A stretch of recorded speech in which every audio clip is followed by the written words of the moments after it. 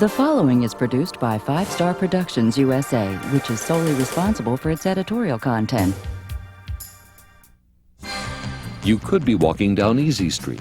Suddenly, it feels like you stepped in a bear trap. You may have peripheral arterial disease, but it doesn't have to stop you in your tracks. In many areas, doctors are in short supply and high demand. Could a physician assistant fill the gap? It's a fact. Bones break. They usually heal. But what happens when they don't? Can electrical currents spark the healing process? We have the answers today on Today's Health. This program brought to you in part by an educational grant from Herbst Marion Roussel, the American Academy of Physician Assistants, part of the healthcare team of the future, and Orthologic, makers of the Orthologic 1000.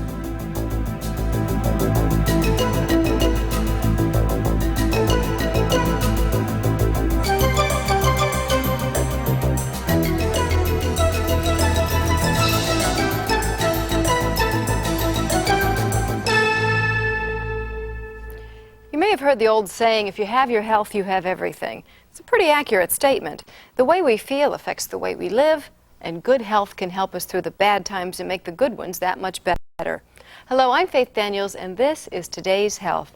On this program, we'll explore the topics, the issues, and the technology that may make us all a lot healthier today and in the future. Let's take a closer look.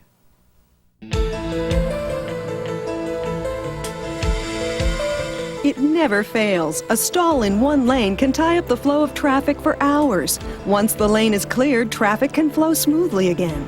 Now, consider that the artery is in your leg and not a major city. The traffic or flow of blood can be considerably affected by a blockage. And when a blockage impedes the flow of blood in your legs, you may have a condition called Peripheral Arterial Disease, or PAD.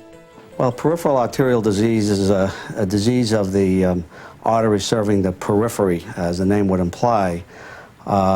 It generally is meant to describe disease of the arteries serving the lower extremities, the legs. When an artery becomes partially blocked, there is not enough blood reaching the muscle that it supplies, and the way the muscle reacts to lack of oxygen is in the lower extremities, one experiences calf pain.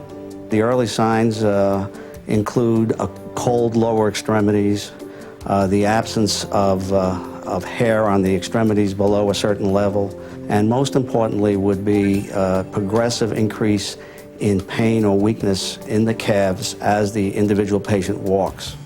Doctors sometimes call this stop and rest symptom intermittent claudication, and it is often one of the earliest signs of PAD.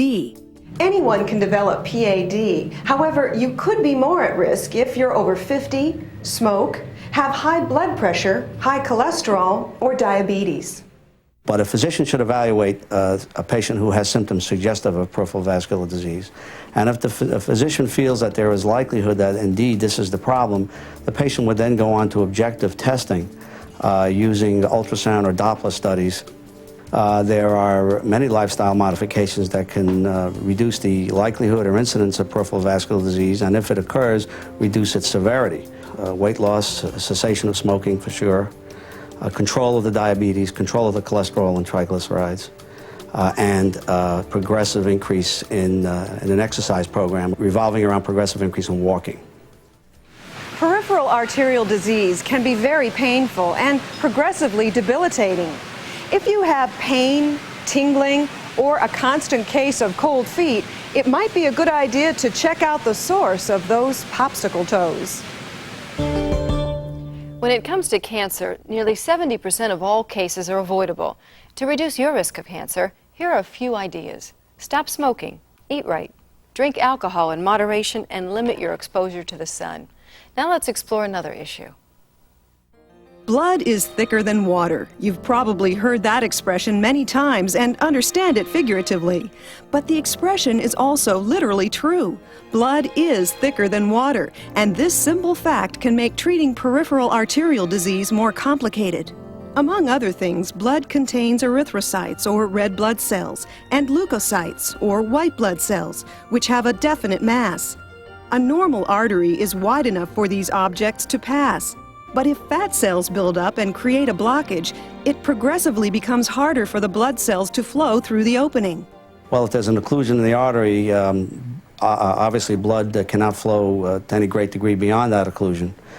So the blood supply distal to that occlusion is significantly reduced, which is what in reality creates the discomfort that the patient experiences. A doctor has several options in treating this condition with medication. Vasodilators at one time were thought to be something we might find useful in our armamentarium, but in reality they're not useful at all. They don't dilate the vessels, particularly in the diabetic, because the vessels are all what we call sclerotic or scarred down and full of calcium often enough.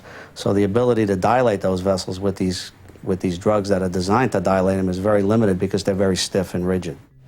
When we talk about motor oils, we often use the word viscosity or resistance to flow. This characteristic can also be important in blood. Hemorrheologic agents were developed to lower the blood's viscosity and help it flow through blockages. The other agent that is quite useful in the treatment of peripheral vascular disease is pentoxifillin or Trental, which is a unique agent because it doesn't attack the blood vessel. It actually changes the shape and the flexibility of the red blood cells that travel in the blood vessels and makes them more malleable and more flexible to get around some of those narrowed arteries and actually improve blood flow to the muscle. The stop and rest symptom, or intermittent claudication, may often be the warning that leads to a diagnosis of PAD. If medication can help reduce the pain, the patient may be able to continue moving freely until the appropriate definitive measures can be taken. Living with peripheral arterial disease can be a constant challenge. How does it affect your life? How can you prevent it from bringing life to a standstill? Hear the real story from someone who's coping. Next on Today's Health.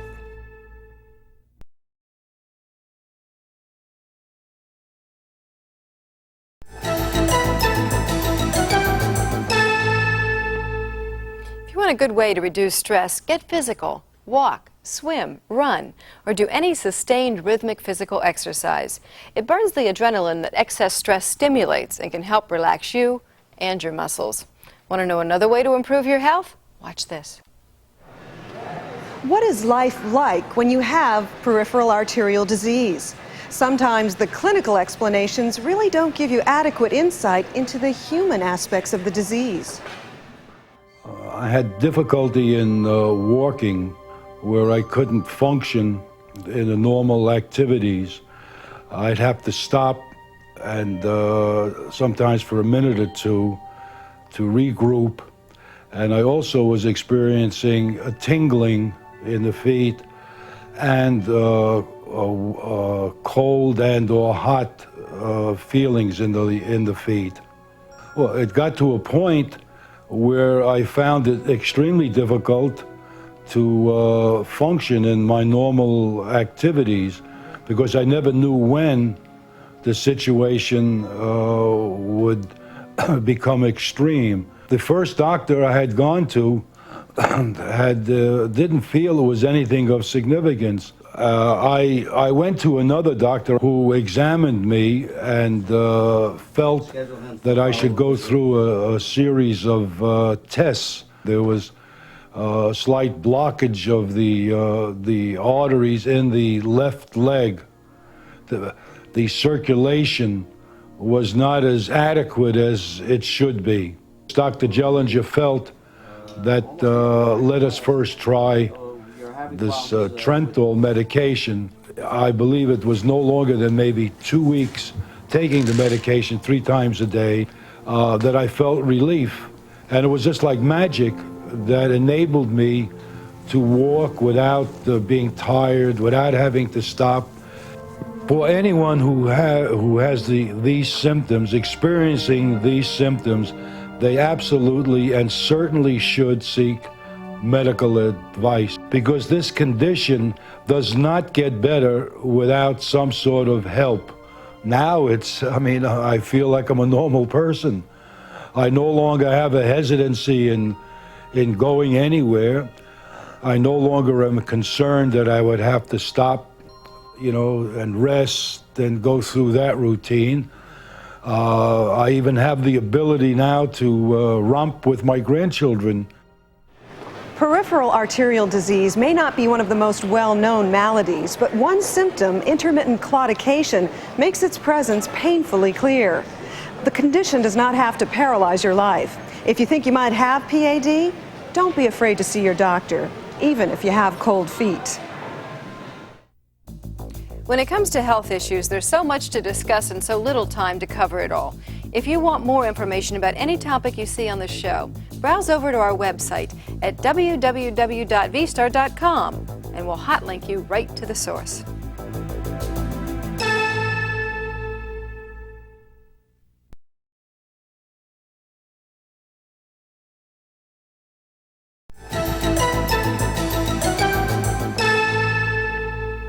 Do you have a child who's overweight? Experts say the best way to help an overweight child is to make sure the entire family eats healthy foods. But before you put a child on any diet, consult a health professional, because growing bodies require nutrition that not all diets provide. Now watch this.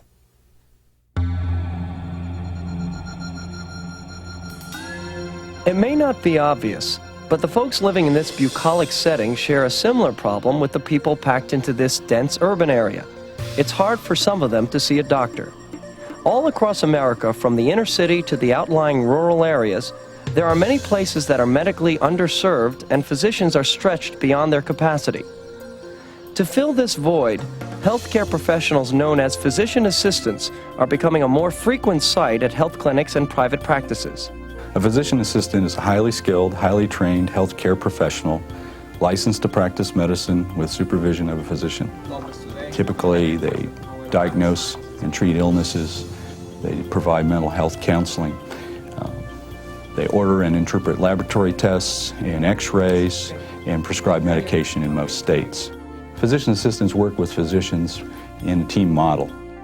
And in fact, when you see a physician assistant, you're indeed seeing both the physician and the physician assistant. Because when the PA comes to a level of expertise that they don't have or an inability to provide a solution to the patient problem, there will be consultation with the physician. Currently, there are over 25,000 practicing physician assistants in virtually every medical and surgical specialty. A supervising physician must always be available for consultation with the PA, either on-site or by telecommunication. Physician assistants, most programs around the country is 2-year programs. You complete the 2 years, one of which is academic, didactic and class training. The second of which is clinical rotations through various subspecialties in medicine. Upon graduation, there is a national certification test that most states do require you sit for in order to become licensed within the state. With my work with children with diabetes, I was inspired to get into the healthcare field. And also, my primary care physician had a physician assistant working with him, and she was the only one I ever saw whenever I went in. Physician assistants can be found in all areas of medical care, nursing homes, hospital practice, the operating room, outpatient clinics and HMOs, military facilities, the Veterans Hospital, just about any facility that you can think of. As a matter of fact, we have PAs on the White House medical team taking care of the President and the Vice President of the United States. I'm very confident that with the versatility and the flexibility of the PA profession, that whatever those changes may be in healthcare, physician assistants will continue to provide care to many Americans. PA, MD, RN, consumers today are faced with an alphabet soup of health practitioners. It's important to know exactly who's who, because if you can unscramble the scrabble of letters, you might be able to spell better health care. We'll be back with more on Today's Health.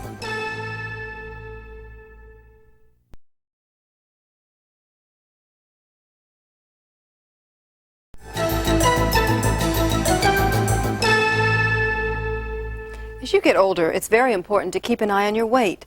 Studies show that women who gain between 11 and 17 pounds after they're 18 double their chances of developing diabetes. If they gain more than that, their chances triple. Let's explore another important issue.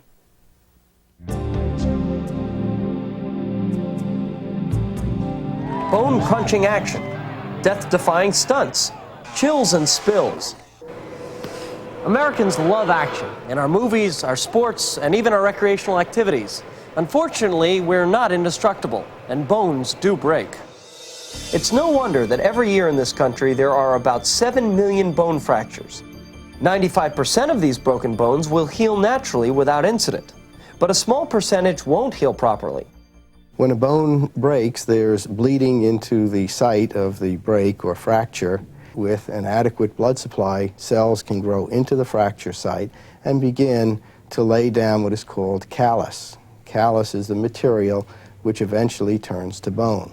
Yes, there are fractures that don't heal, and these are called non-unions or delayed unions. There are a number of options that physicians have when a fracture goes on to a non-union. One of the most common is a surgical approach. Another option is the use of electromagnetic fields. This produces an electric current inside the bone which aids in healing.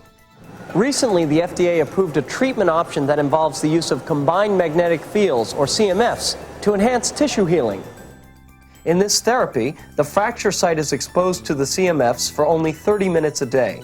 An alternating field and a static field combine to completely penetrate the tissue and stimulate the cells to increase production and release of a growth factor called IGF-2. This device, developed by Orthologic, releases low-energy combined magnetic fields. The two magnetic fields act as bone growth mitogens, or cell stimulators. The costs for surgery versus electromagnetic treatment is an order of magnitude greater. It is often in the range of $30,000 to $40,000 surgical treatment for non-unions, as opposed to $3,000 to $4,000 with regard to electromagnetic field treatment. If bone growth can be stimulated with non-invasive electromagnetic fields, a patient may also be able to avoid the other health risks that come from any invasive surgery. Keeping healthcare expenses under control has become an important challenge to both providers and patients in this nation. Hopefully, new technology will help us lower our costs, yet maintain a higher standard of care. It's a worldwide tragedy. Every year, nearly 3 million children die from diseases that could be prevented by immunizations. If you have children, you can help them get off to a healthy start by having them vaccinated. Now let's explore how you can reduce another health risk. We went on a ski holiday. It was terrible conditions out. It was snowing out, and I was trying to pick everyone up as they were falling. I fell to one side, and I thought I heard a pop in my leg. Didn't quite realize what had happened until I attempted to get back up. And then when I attempted to stand, my leg didn't quite allow me to do that. And when I woke up about a minute later from the pain, I realized that I had a pretty bad injury. I realized that I had a non-healing fracture about 3 months into this thing. In total, I had 6 surgeries to date. I had discussed the theory of the changing of polarity with my orthopedist, and he had said, let's take it a step further. I know of a company which provides a device which might help facilitate the healing process called an Orthologic 1000. I said, I'm game for anything. They're in the news and they're everywhere on Earth. Electromagnetic fields have recently come to the forefront of consumer debate. Much of the discussion has been concerning their potential health hazards in computers and other electronic appliances. But EMFs can also be used to heal and have been shown to help trigger bone growth in non-union fractures. The body acts sort of as a battery or a series of electromagnetic couplings. And the electromagnetic field treatment is an amplification of a normally occurring biologic response. Test studies have shown that exposure to low-energy combined magnetic fields, one static and one alternating, can increase the cell's calcium transport. This stimulates the production and release of growth factor, especially IGF-2. The treatment with the Orthologic 1000 felt as if it wasn't a treatment at all. The only way that I knew it was working was if I would push the button and I would hear a tone, and then at the end of treatment I would hear a tone. And that's how I knew my treatment for the day was finished.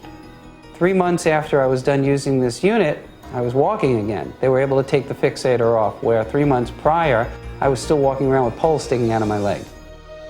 When you consider that the human body has its own electrical current, it makes sense that electrical stimulation could be used as a way to help trigger a reaction. This unit really helped me to get better, I feel, in my heart of hearts. I know that prior to using it, I wasn't getting anywhere. I know that I'm walking basically 60% right now without a cane.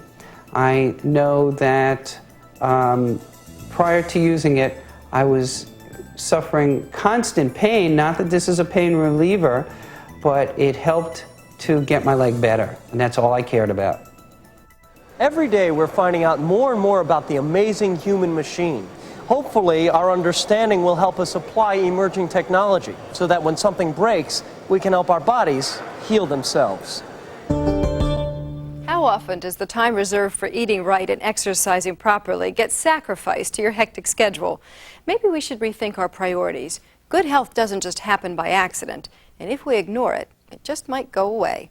I'm Faith Daniels. For more information about any of the topics covered on the show today, visit our worldwide website at www.vstar.com and join us again next time as we get right to the heart of the matters affecting your life on Today's Health.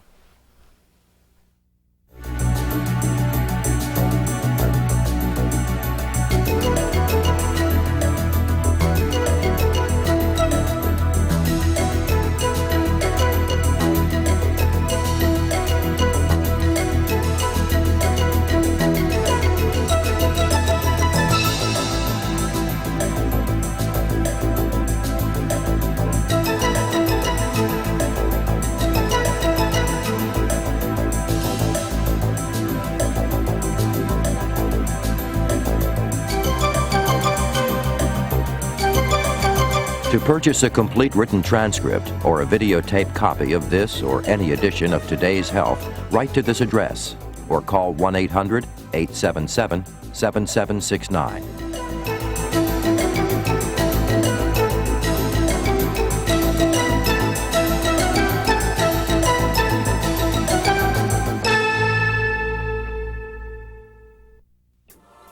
This has been a presentation of 5 Star Productions USA, which is solely responsible for its editorial content.